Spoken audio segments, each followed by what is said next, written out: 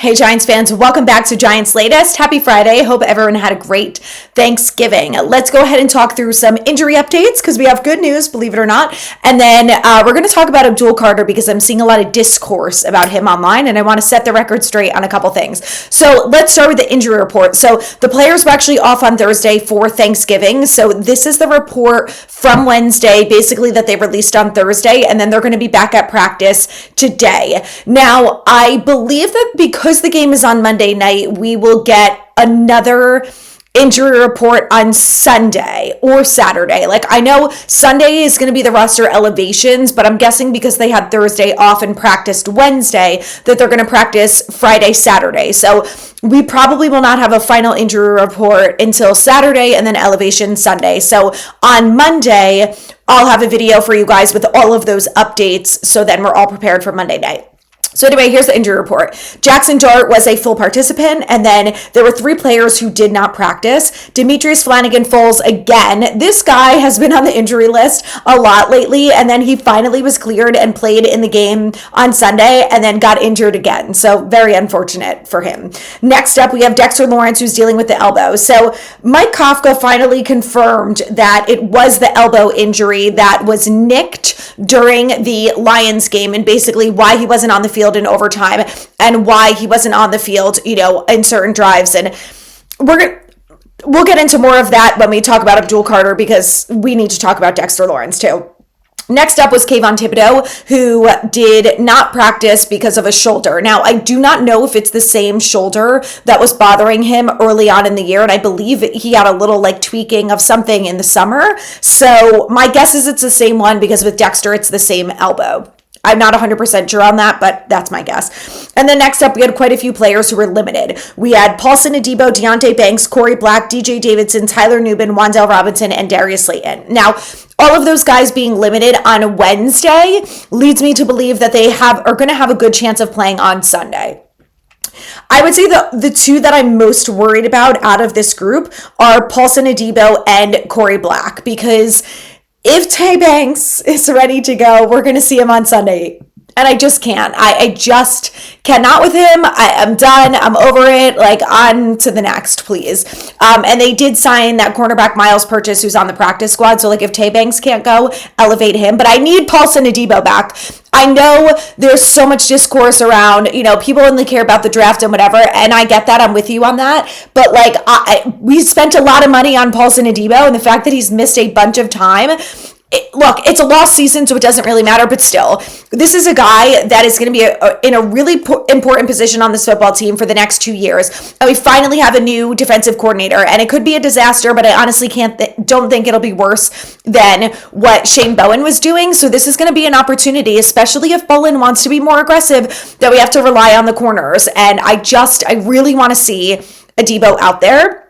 I also feel like some of the guys just need the reps, and I think Adebo is one of them just because he hasn't really played that much.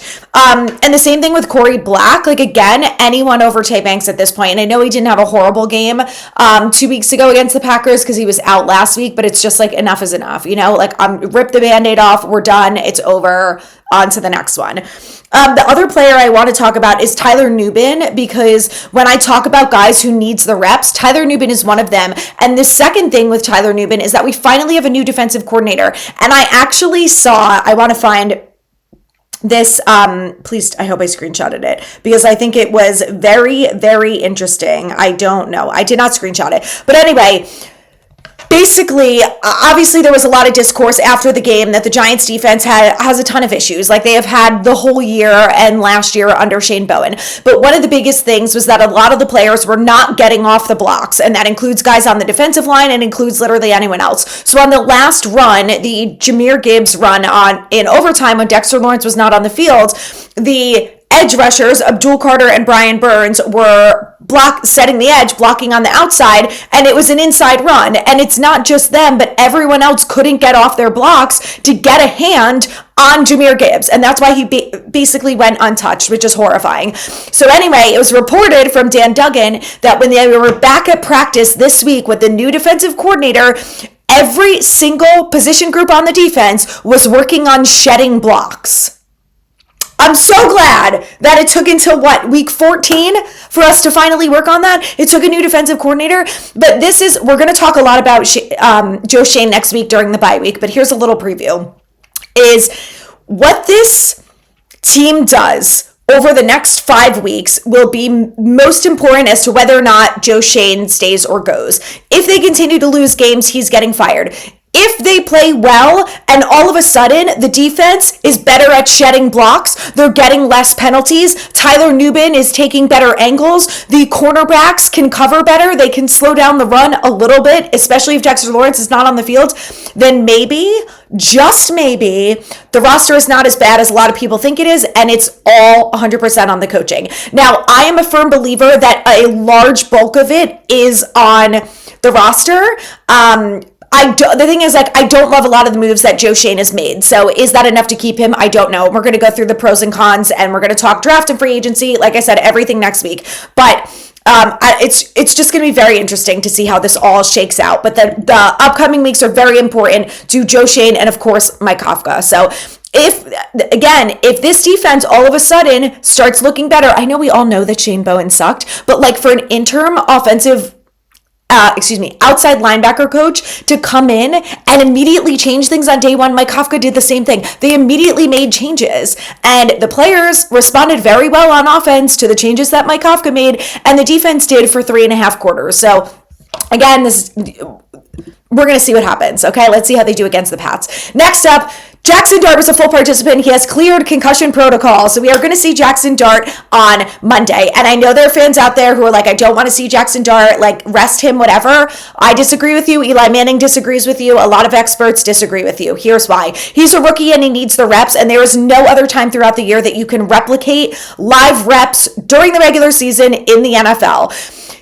OTAs, training camp and preseason especially, you're barely playing any snaps with your starters. You're not playing 60 minutes and there's no game plans. There's no offensive or defensive game plans, and you're not playing against starters. So preseason is not good enough to prove whether or not these players are actually improving and getting better, and if they're going to be good come week 1. I think we've all probably learned that lesson by now, right? After a great preseason, look at us, 2-10. So I'm really glad that Jackson Dart is back. I do think, and I'm really hopeful that he learned a really tough lesson. And there's people who are just stubborn and they have to learn things the hard way. And I unfortunately think for Jackson Dart that he is one of those people. I think he learned the hard way. I need to protect myself, or I'm missing games and I'm letting down my team. And everyone loves Jameis Winston and they're happy that he's the quarterback, and that's great. But we traded up in the draft to get Jackson Dart. He is the future of this franchise. He needs to prove that he can learn from his mistakes and improve week after week. There's still things that he has to work on this year. And think about it. If he ends the season on a really positive note, whether or not they have wins, if he plays very well for the next 5 weeks, he protects himself, he throws the ball away, he slides, he tries to get out of bounds instead of always taking the hit. He's learning and improving. And imagine how much better we're going to feel going into year 2. We're going to say, look at everything that Jackson improved upon let's see, he'll have missed 5 games. So in 12 games, because he didn't start the first 3, not because of injury, but so imagine you can say a 12-game sample size. Jackson Dart did X, Y, Z. He improved on A, B, C. We're going to feel so much better going into next season.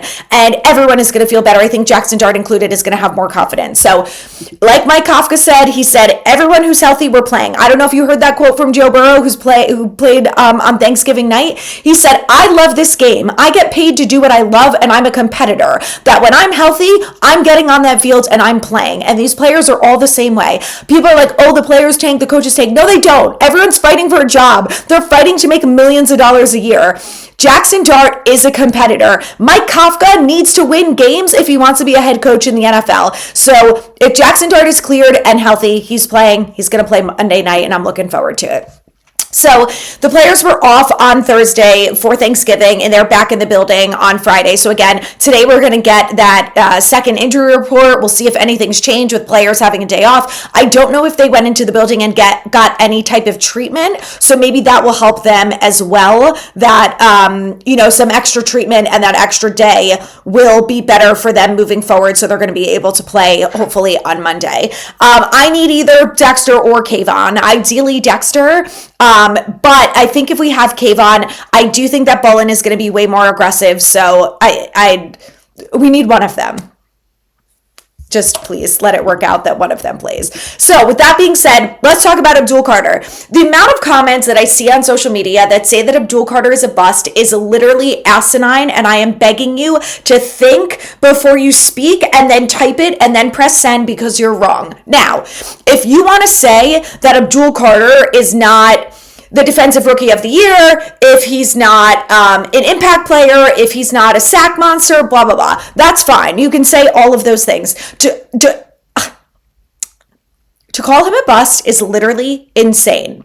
You want to call Evan Neal a bust? You are right. Call Evan Neal a bust. But try to compare what Evan Neal has done and what he did in year one for people to call him a bust versus Abdul Carter. It's not even close. Not even remotely close. And you literally sound moronic with the words coming out of your mouth. So I'm begging you, do not post it online because you're going to get made fun of, okay? Let your big sis help you out here. I want you to know this, that Abdul Carter leads all rookies in pass rush grade at 75%. He's also leading in total pressures at 38, and his win rates is 13.1%. So he is making an impact, but just because he doesn't have the sacks, everyone's like, oh, he sucks. Look, I understand that when you pick a player like that third overall, you expect him to come in here and be Micah Parsons and Lawrence Taylor and getting sacks upon sacks upon sacks. Maybe we all needed to temper our expectations. Maybe we all needed to learn that Shane Bowen is also a big part of the problem here. Now, I don't know if you guys listen to Bob Papa and Carl Banks. Obviously, Carl Banks is as knowledgeable as they come when it comes to defenses. And the two of them were on the Giant Insider podcast with Chris Bisignano, who's a Giants beat writer, and Jerry Foley, who's a Giants writer. The four of them were on the podcast, and they were talking about Shane Bowen getting fired and Charlie Bullen and what the expectations are. And Carl Banks made it very clear. He said they drafted Abdul Carter. They did not have a plan for him. They didn't know where he was going to be. They didn't know what he was going to do. And that's why he is not making the impact that he's making. He said the defense that Shane Bowen was running was vanilla. It was boring. It was not creative. And you're not putting your players in a position to succeed. And we have talked about this ad nauseum. And the fact that Carl Banks, a player who has played the game at this level, who's won Super Bowls, who dissects the game for a living, for him to go out there and be like, these are all of the things that Shane Bowen is doing wrong and how he impacted rookie Abdul Carter this year is literally horrifying. Like, to hear that, like, I know we all know that Shane Bowen was bad, but when you hear it from someone like that, it's even more horrifying and like just goes back to all the issues in the front office and the way the organization is run. But I think it was really eye-opening because to hear Carl break down the technical side of it, he said, I don't know if Charlie Bullen is going to come in here with a plan, but what I do know is that he's going to be more aggressive and there are going to be different looks for Abdul Carter, and let's give it a chance. Let's see what a new defensive coordinator can do for Abdul Carter. We have all talked, like I said, about how Bowen sucks as a defensive coordinator, and when Dexter Lawrence last year was at nose tackle and had 9.5 sacks, I think, before he got injured. The best of his career, he was unbelievable last year. He was getting double teamed, triple teamed every single play, and had an unbelievable season. When you are not putting him in the nose tackle position on a regular basis, and he's only playing 50 to 70% of the snaps, he's one of your best players on the defense. Like, I understand that you have to rotate them because you don't have other good defensive tackles that you can rely on to stop the run, but put Dexter Lawrence in the position that he's best at. Either way, he's still going to command double and triple teams. Then you're opening up the options for Brian Burns, Kayvon Thibodeau, and Abdul Carter to go after the quarterback. And the other thing is, one of the reasons why Brian Burns is having the career that he's having this year, a career year, is because Abdul Carter is also putting pressure on the quarterbacks and he's getting past the offensive linemen, and Brian Burns is better at closing and he's able to do it because of that. That's one of the things that we talked about this offseason, that if Shane Bowen actually knew what the hell he was doing, then Every single one of them should have a shitload of sacks, but they don't because they're rotating them in. Abdul Carter's not even starting. Kayvon Thibodeau's getting all the starts. Abdul Carter's in there at defensive lineman, playing inside linebacker, like doing all sorts of stuff that maybe he just shouldn't be doing right now. Maybe you should be putting him at the position that he's good at until you can figure out how to be creative with this defense. So I understand the frustration with the fact that Abdul Carter doesn't even have a full sack and blah, blah, blah. He would have more sacks if his players on defense would help him out with penalties, because he should have had. And also the quarterbacks, Justin Herbert got a penalty, and I forget who the other one was. He should have at least 4 sacks right now. And I know that a lot of Giants fans would be like, that's not enough. He's played X amount of games. Okay, consider the scheme. That has to be a big factor here. And I just think that that's really a big part of it. That I don't know if it's going to be Charlie Bowen, but I do know that whoever is going to come in as the new defensive coordinator, they have to have a plan for all these players. And that's the other thing that Banks talked about. He said, look, if you are coming in as the defensive coordinator, they better be asked to go through every single player on the defense and say, what is your plan for them? How are you going to use them? How are you going to utilize their strengths? And how are you going to help them get better as a football player?